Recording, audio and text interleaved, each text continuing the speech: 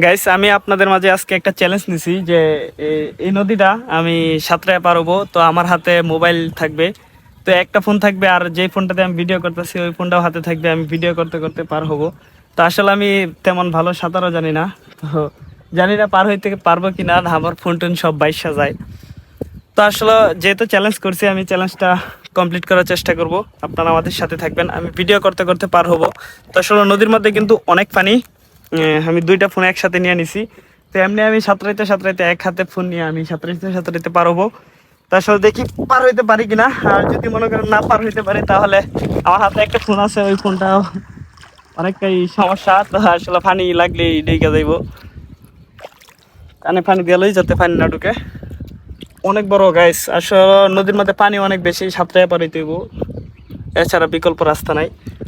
জানি না পার হইতে পারি কিনা। ও গো গাইস, তাপ পাই না গ্যাস, পানি এনে বেশি, মাথা ভিজাইতাম না গাইস, এমনি পারে এলাম,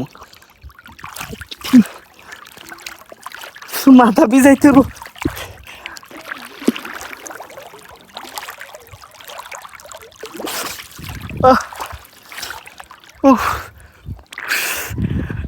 দেখেন একদম নদীর মাঝখানে, আমি কেউ নাই, আমি একলা একলা। যদি বাইসা যাই, খেলা ধরবো, আমার ধরার মতো কোনো লোক নাই। তবে নদীর নদীর মধ্যে তেমন স্রোত নাই, স্রোত কমই আছে এখন। ভয় লাগতেছে গাইস, আমি নদীর মধ্যে সাঁতার টাতার দেই না এমনি, তো অনেকদিন পরে নামলাম। হাত ল্যাং হয়ে গেছে, ফোন দুইটা ফোন একসাথে। আমি কিন্তু অনেক টাকা পড়ছি।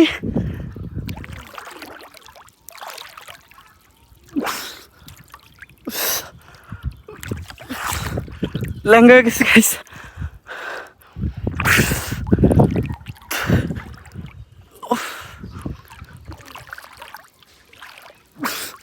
যেহেতু চ্যালেঞ্জ নিয়ে আলাইছি গাইস, যত কষ্ট হোক পূরণ করতে হইব।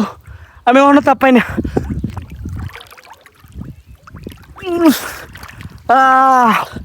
গাইস, আমি পেরেছি।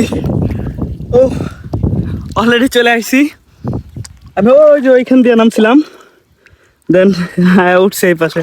তো মোটামুটি স্রোত আছে। তো যাক, আমার চ্যালেঞ্জটা আমি কমপ্লিট করতে পারলাম। তো সবাই ভালো থাকবেন, আল্লাহ হাফেজ, টাটা।